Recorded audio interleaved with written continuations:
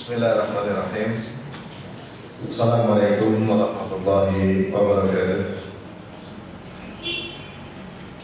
Innal hamdalillah nahmaduhu wa nasta'inuhu wa nastaghfiruh wa na'udzu billahi min shururi anfusina wa min sayyiati a'malina. Man yahdihillahu fala mudilla lahu wa man yudlil fala hadiya lahu. Asyhadu an la ilaha illallah wahdahu la syarika lah wa asyhadu anna Muhammadan abduhu wa rasuluhu la nabiyya ba'dah. Wassalatu wassalamu ala asyrafil anbiya'i wal mursalin wa ala alihi wa sahbihi wa man tabi'ahum bi ihsanin ila yaumiddin, amma ba'd. Alhamdulillah, pada kesempatan sore hari ini di awal bulan Dzulqa'dah kembali kita dimudahkan oleh Allah untuk melanjutkan kajian untuk ummahat, untuk muslimah. Dan insyaallah tema kali ini berkaitan dengan kisah yang menjadi sebab munculnya kota yang paling sering dikunjungi oleh manusia, menjadi kota yang paling ramai sedunia, yaitu kota Makkah. Kisah ini berkaitan dengan keluarga Nabi Ibrahim alaihissalam. Nabi Ibrahim alaihissalam dahulu memiliki dua istri, Sarah dan Hajar. Dan sebelum berada di Mekah, Nabi Ibrahim alaihissalam bersama dua istrinya berada di daerah Syam. Kemudian Nabi Ibrahim alaihissalam hijrah bersama Hajar, Ummu Ismail, ya, dari Syam ke suatu tempat yang saat itu belum dikenal oleh manusia. Diceritakan oleh Ibnu Abbas radhiyallahu anhu yang diriwayatkan oleh Imam Bukhari, diceritakan thumma jaa biha Ibrahim wa bibniha Ismail alaihi salam wa hiya turdi'uh. Kemudian Nabi Ibrahim alaihissalam beserta anaknya yaitu Nabi Ismail alaihi salam juga ibunya. Saat itu Ismail masih kecil, masih menyusu. Ya, kalau masih menyusu kisaran 2 tahun kurang. Hatta wada'aha indal baiti inda dhahatin faqa Zamzam fi alal masjid. Kemudian Nabi Ibrahim alaihissalam sampai di suatu tempat yang waktu itu belum ada penduduk di sana. Namun di satu tempat yang kemudian nanti di situ dekat Ka'bah, di sekitaran atasnya Zamzam, di bagian atas masjid. Apa yang habis? Baterai. Oh iya, tinggal dikit.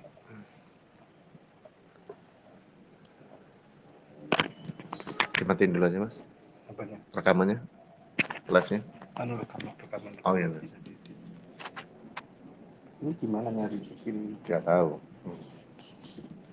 Ada baterainya enggak? Kalau baterai, baterai di sini ada. Di sini ada. Di sini ada.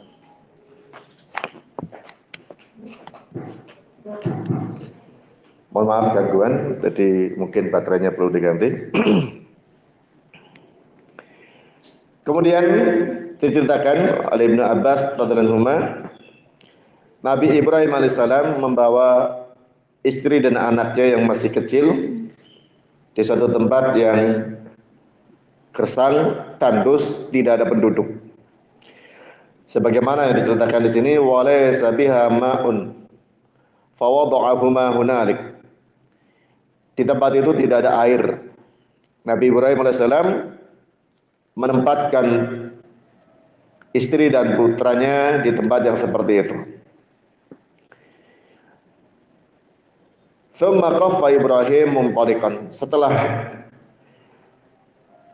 istri dan putranya berada di tempat yang begitu kondisinya beliau pergi begitu saja. Tidak pamitan, tidak menjelaskan, tidak memberikan keterangan apapun. Fatabi'atuhu Ummu Ismail. Ummu Ismail, Hajar pun segera menyusul kepada suaminya Nabi Ibrahim. Ini yang perlu kita bayangkan, bagaimana kalau ada zaman sekarang seorang istri dibawa ke satu tempat, gak ada rumah, gak ada penduduk, daerahnya tandus, gersang, ya. Kemudian setelah berada di tempat seperti itu ditinggal pergi, ya. Maka yang ada dalam pikiran ini suami menelantarkan, membuang, ya. Maka di situ pun sama. Hajar, ibunya Nabi Ismail alaihissalam, mengejar suaminya dan memanggil, ya Ibrahim, aina tadhhab wa tatrukuna bi hadzal wadi alladhi laysa fi insun wala syai'. Wahai Ibrahim, kemana engkau pergi?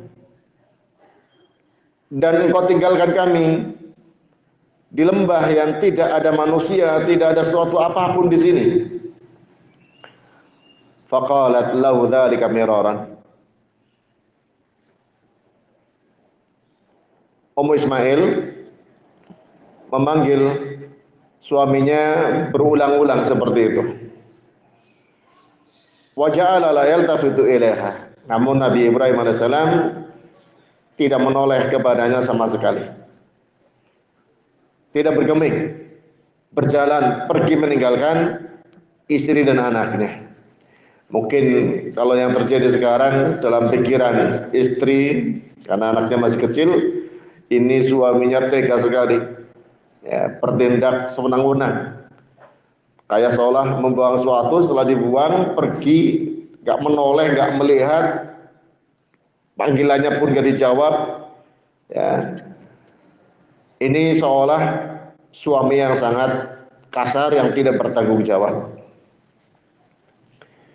Faqalat lahu, akhirnya setelah sekian kali diulang-ulang pertanyaannya, diulang-ulang panggilannya, gak dijawab, gak disambut, maka akhirnya Ummu Ismail Hajar ini mengatakan kepada suaminya, Allahu amaraka bihadza. Apakah Allah yang perintahkan engkau dengan hal ini? Ya, meletakkan istri dan anaknya di tempat yang begitu mengerikan, ya. Nabi Ibrahim alaihissalam hanya menjawab, na'am, ya, itu saja, itu pun tanpa menoleh. Nah, ini yang perlu kita perhatikan, kenapa sampai sedemikian seolah-olah kaku sekali Nabi Ibrahim alaihissalam kepada istri dan anaknya. Ternyata Nabi Ibrahim alaihissalam diterangkan oleh para ulama, kalau menoleh maka tabiat manusia, naluri manusia sama, Nabi dan yang lainnya akan luluh hatinya, akan tidak tega meninggalkan orang yang dicintainya, istri dan anaknya berada di tempat yang rawan dengan segala macam mara bahaya, ya. Karena Nabi Ibrahim alaihissalam diperintah oleh Allah, maka Nabi Ibrahim alaihissalam pun patuh, harus menjalaninya walaupun sebetulnya tidak tega kalau mengikuti perasaannya. Makanya beliau tidak mau menoleh, tidak mau pamitan, tidak mau ngomong banyak. Dalam riwayat yang lain dia hanya meninggalkan di situ 2 kantong berbahan kulit, satu isinya kurma, yang satu isinya air untuk sebagai bekal sementara. Ya, namanya di tempat yang gak ada manusia, boro-boro ada warung, belanja gak ada. Bekal seperti itu yang akhirnya habis.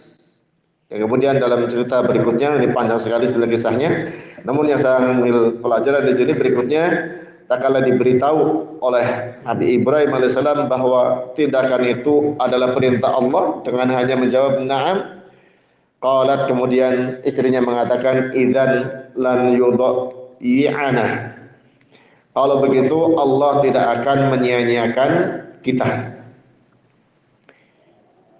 Tsumma raja'at, kemudian Ummu Ismail Hajar ini pun kembali ke tempatnya.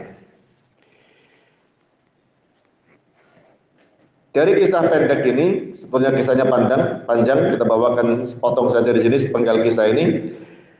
Yang perlu kita ambil ibrahnya bagaimana seorang istri begitu patuh kepada Nabi Ibrahim alaihissalam sebagai suami tak kala sudah tahu bahwa itu memang perintah Allah Subhanahu wa taala.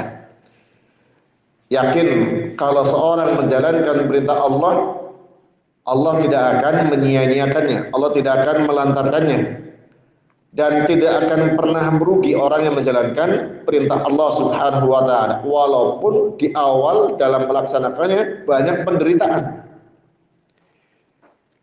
Dan itu sudah menjadi sunatullah, bahwa suatu yang indah diawali dengan perjuangan, suatu kebahagiaan diawali dengan penderitaan, suatu yang nikmat diawali dengan penuh kesabaran.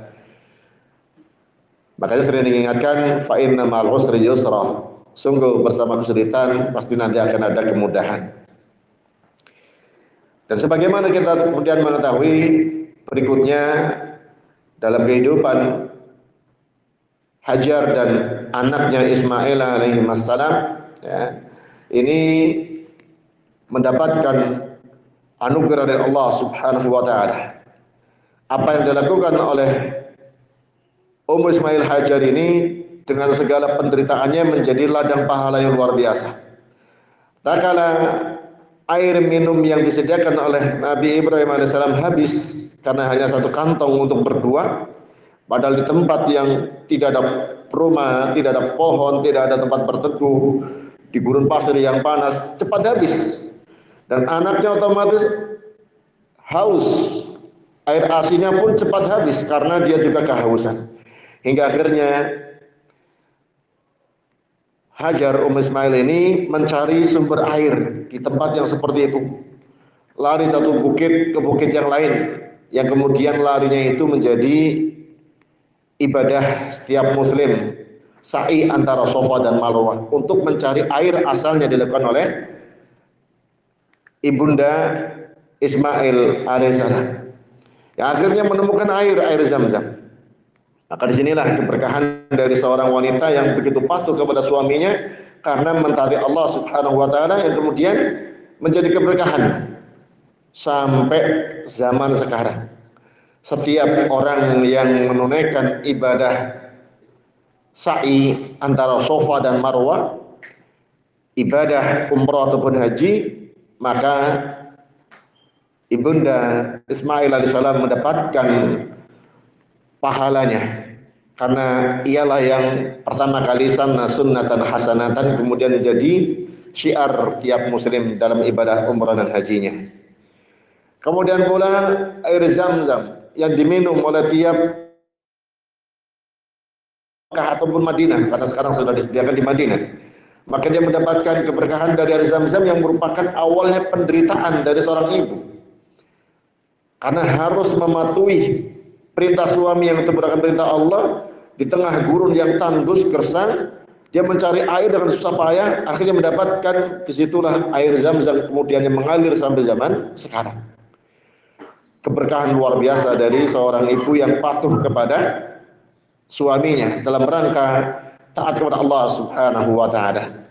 Maka disinilah syariat Islam kemudian menetapkan sebagaimana telah menjadi syariat di zaman Nabi Ibrahim alaihissalam, bahwa seorang wanita dituntut memang untuk patuh kepada suaminya, yang sudah digambarkan dalam kehidupan Ummu Ismail, ya, yang merupakan cikal bakal keturunan yang kemudian melahirkan Nabi Muhammad SAW.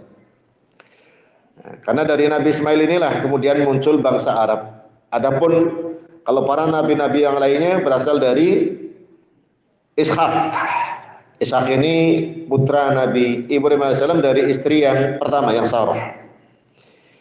Nah, dari sinilah kemudian kita memahami ternyata Nabi kita Muhammad sallallahu alaihi wasallam pun sangat menegaskan pentingnya seorang wanita untuk patuh taat kepada suaminya. Sampai suatu kali diriwayatkan dari Abdullah bin Abi Aufa, dia menceritakan tatkala Mu'adz bin Jabal datang dari Syam, tiba-tiba ia sujud di depan Nabi sallallahu alaihi wasallam. Rasulullah sallallahu alaihi wasallam heran, ada apa ini ya Mu'adz? Datang-datang sujud di hadapan Nabi sallallahu alaihi wasallam. Kemudian kata Mu'adz, aku datang dari Syam. Aku jumpai orang-orang Syam itu mereka sujud kepada tokoh-tokoh mereka, pada tokoh agamanya mereka. Maka aku harap dalam diriku ini, aku ada tekad dalam diriku untuk melakukan hal itu kepada engkau ya Rasulullah. Maka Rasulullah SAW mengingatkan, fala taf'alu, jangan kau lakukan itu. Fa inni law kuntu amiran ahadan an yasjuda li ghairillah la amartul mar'ata an tasjuda li zawjiha. Kalau aku boleh memerintahkan seorang untuk sujud kepada selain Allah, aku perintahkan seorang wanita untuk sujud kepada suaminya.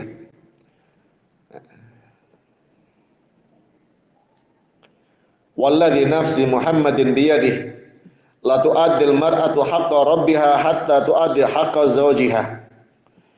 Kemudian kata Nabi SAW, demi zat yang jiwa Muhammad berada di tangannya, seorang wanita tidaklah menunaikan hak Tuhannya hingga ia menunaikan hak suaminya. Walau sa'alaha nafsaha wa hiya ala qutbin lam tamna'hu. Andai kata suaminya meminta pada dirinya, walau sa'alaha nafsaha, suaminya meminta kepada istrinya dalam keadaan istrinya berada di pelana kuda, ia tidak boleh menolaknya.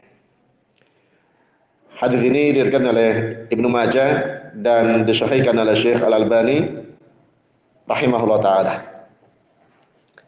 Dan juga hadis yang sangat terkenal, ya, hadis yang diriwayatkan oleh Abu Dawud, ya, yang paling masyhur itu tatkala Nabi sallallahu alaihi wasallam mengatakan, "Lau kuntu amiran ahadan an yasjuda li ahadin la amartu an-nisa an yasjudna li azwajihinna lima ja'alallahu lahum 'alaihinna minal haqq." Yang maknanya sama.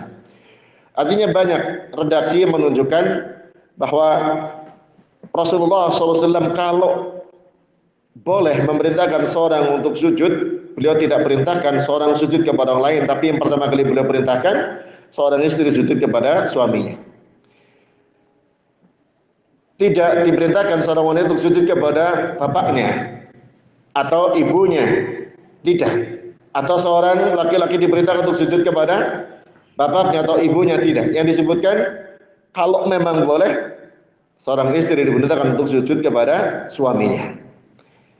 Ini menunjukkan sebagaimana Nabi SAW menyebutkan, lima ja'alallahu lahum 'alaihinna minal haqq, karena Allah Ta'ala jadikan bagi mereka, ya, para wanita, para istri, ya, hak yang harus ditunaikan begitu besar kepada suaminya. Sebagaimana digambarkan oleh Ummu Ismail alaihissalam. Ya. Mungkin kalau itu terjadi di zaman wanita sekarang ini, ya, di zaman sekarang ini yang akan muncul adalah perdebatan, akan muncul adalah penolakan, gak masuk akal misalnya. Bagaimana bisa saya ditempatkan di tempat yang tidak aman seperti ini, di tempat yang rawan terjadi gangguan, terjadi mara bahaya. Namun tak kala sudah diingatkan ini perintah Allah, maka hanya mengatakan ya sudah, kami dengar, kami taat. Pasti Allah Ta'ala tidak pernah melantarkan orang yang menjalankan perintahnya. Sekali lagi, kalau seorang faham dalam urusan dunia saja, seorang diperintah oleh orang lain untuk bekerja, maka dia menjalaninya dengan tenang, nanti akan dibayar. Nggak mungkin dia nyuruh pekerjaan nggak dibayar, nggak mungkin. Sebagaimana di tempat kerja, dia menjalani pekerjaannya karena yakin nanti akan dibayar. Nah, sementara Terkadang kita kurang yakin tatkala menjalankan perintah Allah, seolah Allah tidak akan membalas atas apa yang kita kerjakan. Padahal balasan Allah atas apa yang kita kerjakan berkali lipat, minimal 10 kali lipat. Bisa berlipat-lipat yang banyak. Dan Allah tidak akan pernah menyelisihi janjinya. Itulah keyakinan yang ada pada para nabi, para rasul dan keluarga mereka, termasuk istri Nabi alaihissalam ini, istri Nabi Ibrahim alaihissalam. Kemudian yang jadi pertanyaan terkadang muncul tatkala ada kondisi yang harus memilih. Seorang istri sisi lain harus patuh kepada suami, tapi sisi lain kadang harus patuh kepada orang tuanya, ibu atau bapaknya. Nah, di sini banyak pembahasan. Ya. Imam Ahmad rahimahullah taala dia menceritakan tatkala ada orang yang konsultasi kepada beliau, istri yang harus taat kepada suami, namun ibunya sakit. Ya, apakah dia harus tetap bersama suami ataukah dia merawat ibunya? Dikatakan oleh Muhammad, ta'atu zawjiha aujib 'alaiha min ummiha. Mentaati suaminya lebih wajib daripada dia merawat ibunya yang sakit. Illa an ya'dzana laha, kecuali suaminya mengizinkan baginya. Nah, intinya bagaimana seorang istri mendahulukan apa yang telah ditetapkan dalam syarat ini untuk mentaati suaminya terlebih dahulu. Dan suami yang baik tentu tidak akan pernah membiarkan istri menelantarkan orang tuanya.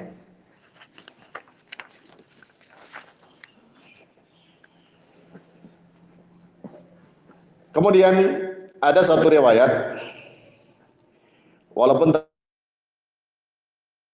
diketahui, ya, tatkala ada riwayat dari Aisyah radhiyallahu anha, satu pertanyaan diajukan kepada Rasulullah SAW, ayun nasi a'zamu haqqan 'alal mar'ah, wajib ditunaikan oleh seorang wanita. Disebutkan ini jawabannya zaujuha, suaminya. Fa ayun nasi a'zamu haqqan 'alal rajul, manusia mana yang paling agung yang wajib ditunaikan bagi seorang laki-laki?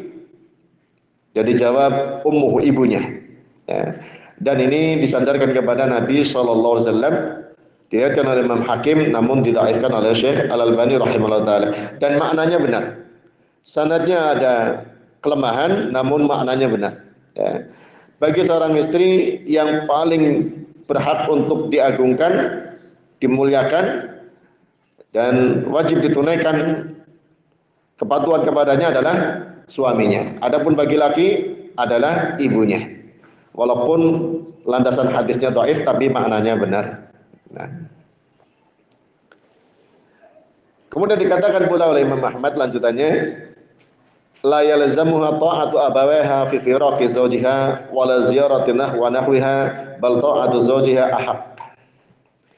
Terkadang ini terjadi, ya, ada orang tua yang mendikte anak perempuannya karena mungkin suatu kondisi orang tua meminta anaknya untuk meminta cerai kepada suaminya. Kalau kondisi seperti ini terjadi sementara suaminya orang mukmin, ya, seorang yang masih sebagai seorang mukmin yang menjalankan syariatnya, syariat sebagai seorang mukmin, dijawab oleh beliau, la yalzamuha ta'atu abawaiha. Tidak boleh mentaati kedua orang tuanya dalam menuntut pisah dengan suaminya. Ya. Bahkan kalau kondisi seperti ini perlu hati-hati dengan orang yang memprovokasi urusan rumah tangga, intervensi. Makanya diantara yang dianjurkan tatkala sudah menjalankan rumah tangga, seorang istri mentaati suaminya, bahkan diantara bentuk ketaatannya mestinya adalah berada dalam satu rumah hingga tidak terintervensi, tidak dicampuri oleh pihak luar. Karena kalau masih dalam satu rumah seringkali mengalami dualisme. Ada dua yang harus ditaati, suaminya dan orang tuanya. Kalau kebetulan pas sama, bisa dikompromikan, Ini tidak masalah. Yang jadi masalah tak kala tidak bisa dikompromikan antara kepatuhan kepada suami dengan kepatuhan kepada kedua orang tua. Maka untuk menghindari hal itu, makanya sebagaimana disebutkan yang namanya rumah tangga yang membangun di dalam satu rumah. Apakah rumah kos, rumah kontrak, rumah sewa, yang penting dalam satu rumah dia berada dalam suatu kepemimpinan, tidak di bawah kepemimpinan orang lain. Kemudian Rasulullah SAW dalam berbagai hadisnya menyebutkan banyak keutamaan ketaatan seorang istri kepada suaminya. Di antaranya ini sebab wanita masuk ke dalam surga melalui pintu yang ia kehendaki. Ini sudah sering dibacakan hadisnya dari sahabat Abu Hurairah radhiyallahu anhu.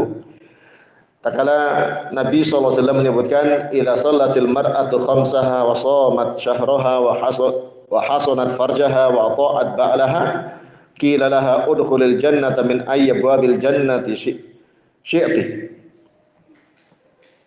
Bila seorang wanita salat 5 waktunya, puasa Ramadannya, jaga kemaluannya, mentaati suaminya, dikatakan kepadanya masuklah ke dalam surga dari arah pintu mana saja yang kau kehendaki. Ya.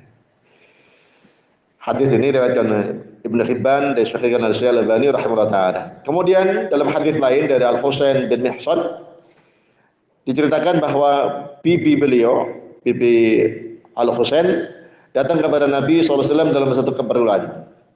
Tak kala sudah selesai dari keperluannya, Nabi SAW bertanya kepada bibinya Husain ini, ada tu zaujin anti? Apakah engkau punya suami? Bibinya mengatakan, iya punya. Kaifa anti lahu? Bagaimana sikap engkau kepada suami? Bibinya mengatakan, ma'alu, aku tidak pernah menelantarkan keperluan suaminya, sangat disiplin menunaikan hak suaminya. Illa ma'ajastu, kecuali aku memang tidak mampu. Kemudian kata Nabi SAW kepadanya, fanduri aina anti minhu, fa inna ma huwa jannatuki wa naruki. Maka perhatikanlah diri engkau, bagaimana sikapnya. Maka sungguh dia adalah surgamu dan nerakamu. Hadis ini dari Imam Nasai dan yang lainnya, dan hadis ini disahihkan oleh para ulama termasuk Syekh Al-Albani rahimahullah taala. Kemudian keutamaan yang kedua, bahwa wanita yang taat kepada suaminya adalah sebaik-baik wanita. Nabi SAW mengatakan khairun nisa'i allati tasuru idza nazar wa tudhi'uhu idza amar wa la tukhalifuhu idza fi nafsiha wa la maliha bima yakrah. Sebaik-baik wanita adalah yang menyenangkannya bila suaminya melihat, mentaatinya bila suami memerintah, dan tidak menyelisihinya dalam urusan dirinya, tidak pula pada hartanya dengan satu yang tidak ia sukai. Dan ini sebagaimana disebutkan dalam surah An-Nisa 34. Ya, tatkala Allah Subhanahu wa taala menyebutkan fas-salihatu qanitatun hafizatun lil ghaibi bima hafizallah. Wanita-wanita saleh adalah yang qanitat, yang tunduk, yang patuh. Ini disebutkan oleh para ulama, tafsirannya adalah yang taat kepada suaminya. Hafizat, yang menjaga terhadap dirinya dan menjaga terhadap suaminya, ya, tak kala suaminya tidak ada di tempat. Kemudian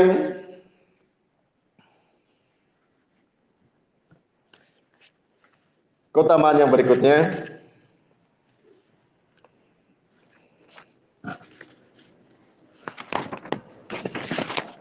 yang ketiga, anna ta'ata zawji sababun liqabulil ibadah.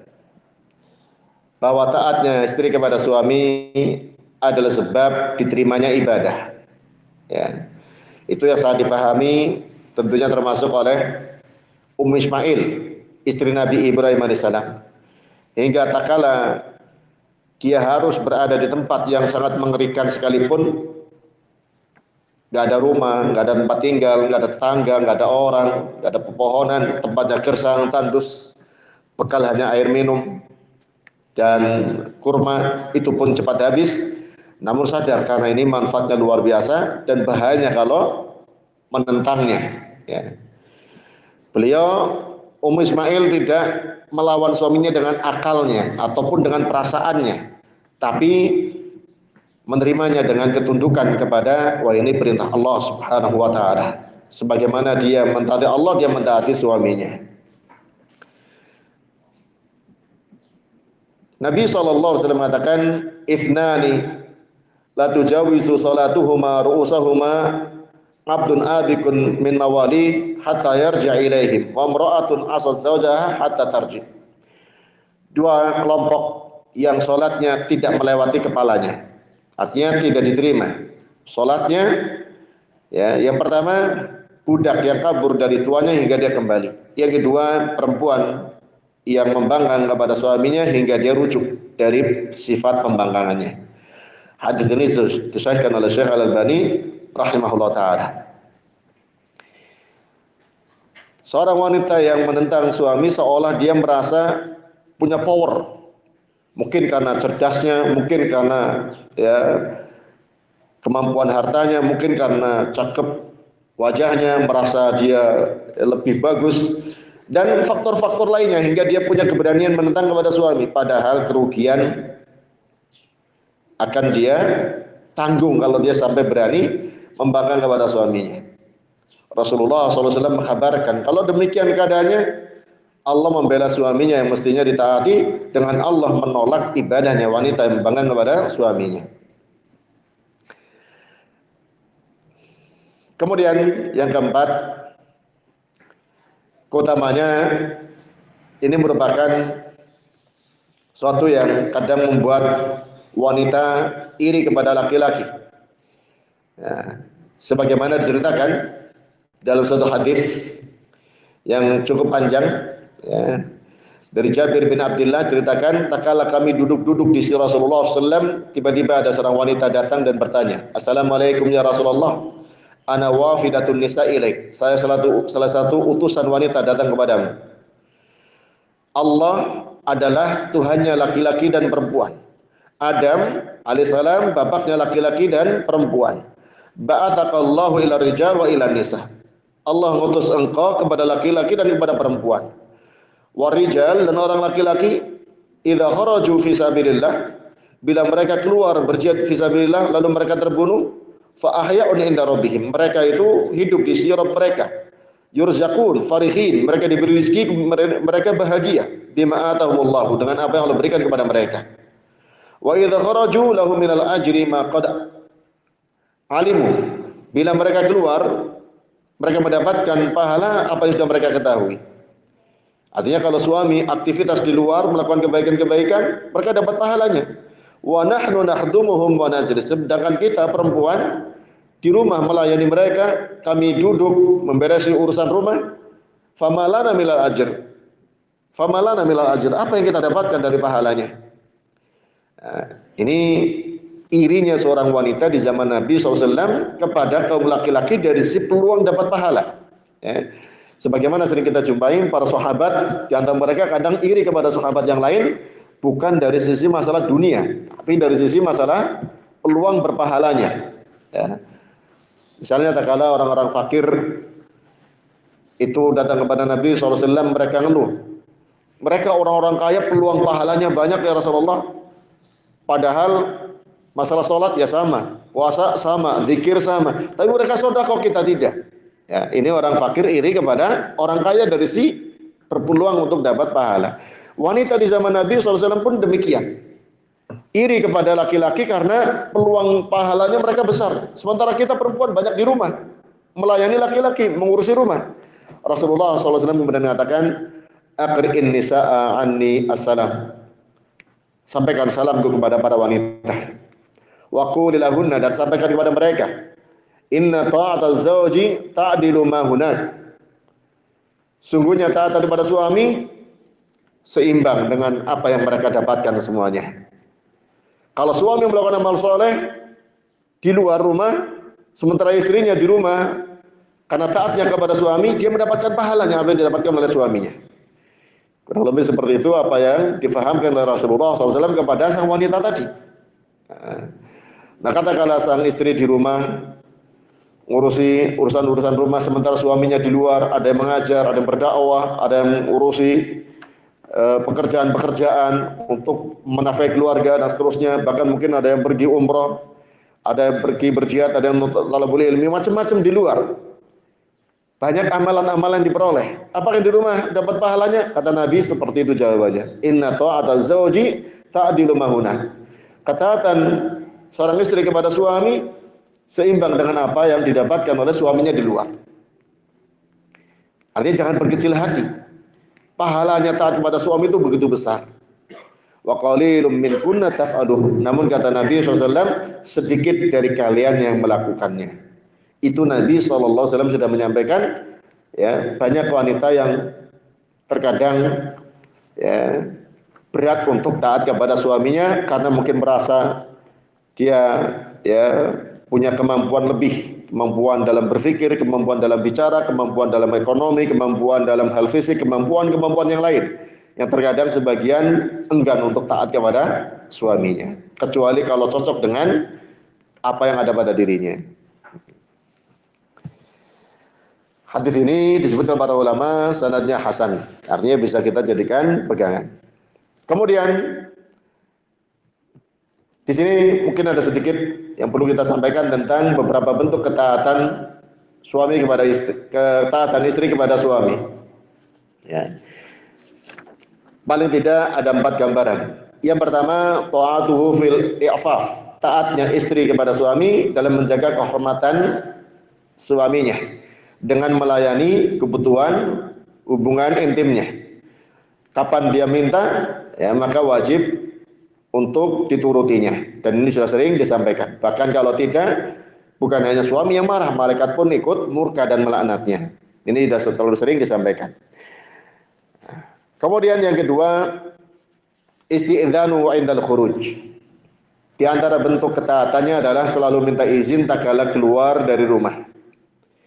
Nabi SAW dalam hadis sahih yang diriwayatkan oleh Bukhari mengatakan, "Idza sta'dzanat imra'atun ahadukum ilal masjid fala yamna'ha."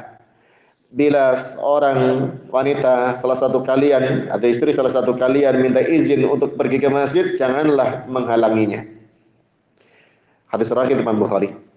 Hadis sahih Imam Bukhari. Hadis ini menunjukkan wajibnya minta izin kepada suami untuk keluar ke masjid, apalagi ke tempat selain masjid.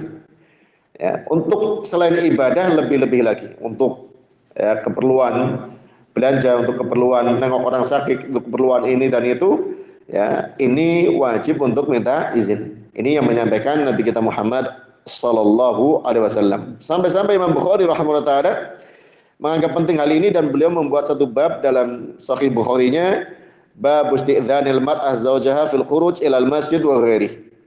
Bab minta izinnya wanita kepada suaminya untuk keluar ke masjid dan selainnya. Kalau zaman sekarang sudah lebih mudah untuk minta izin karena ada fasilitas alat komunikasi. Zaman dahulu kalau suaminya tidak ada, gimana mau minta izin? Maka seorang harus tetap bertahan di rumah. Sampai ada satu riwayat, walaupun sanadnya ada yang mengkritik, ya, lemah.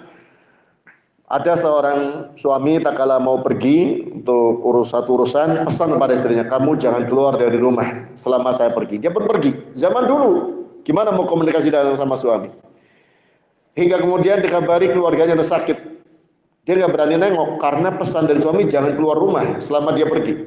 Suaminya susah dihubungi zaman itu, nggak ada alat komunikasi. Kalau zaman sekarang, alhamdulillah dimudahkan.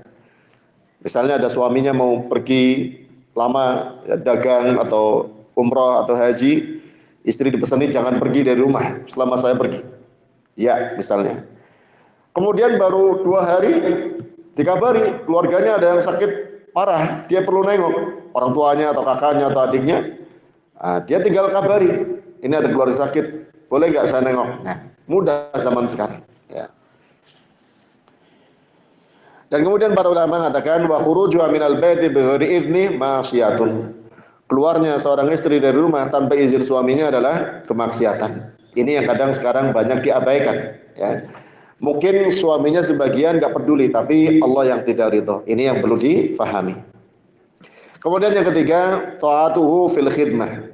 mentaati dalam melayaninya. Ini disebutkan oleh para ulama, termasuk oleh Syekhul Islam Ibnu Taimiyah rahimahullah taala, yajibu 'alal mar'ah khidmatu zawjiha bil ma'ruf min mithliha li mithlih. Wajib bagi wanita untuk melayani suaminya dengan cara yang baik sebagaimana dilakukan oleh wanita yang sepadan, wanita yang umum di zaman itu. Dan ini sudah menjadi kelazimannya. Ya. Kemudian yang terakhir di antara ketaatannya adalah adamu akhadin fi baiti zawji ila man yardah. Ya. Tidak mengizinkan seorang pun masuk ke rumah suami kecuali dengan ridha suaminya. Termasuk siapapun ya. Walaupun dianggap keluarga dekat, tapi kalau hendak masuk ke dalam rumah ya, maka ini yang sebagaimana disebutkan oleh para ulama harus dengan keridhaan suaminya. Sekali lagi zaman sekarang lebih mudah karena ada komunikasi untuk mengkomunikasikan dengan suaminya. Ada tamu kawannya, ada tamu ya relasinya mau datang ke rumah boleh apa enggak. Padahal tamu perempuan tetap minta izin kepada suaminya. Insya Allah ini yang bisa kita sampaikan pada kesempatan sore ini. Semoga Allah Ta'ala memberikan hidayah kepada kita, hidayah taufik untuk bisa mengamalkannya, apa yang sudah menjadi ilmu kemudian berubah menjadi amalan, hingga ini menjadi sebab kebaikan bagi kita di dunia dan di akhirat kita. Dan semoga Allah Subhanahu wa Ta'ala menjadikan ini semua sebagai amalan yang memudahkan kita ya menjalaninya di dunia, di akhirat, jadi suatu kebahagiaan tersendiri. Wallahu ta'ala a'lam bissawab. Subhanakallahumma bihamdik asyhadu an la ilaha illa anta astaghfiruka wa atubu ilaik. Wassalamualaikum warahmatullahi wabarakatuh.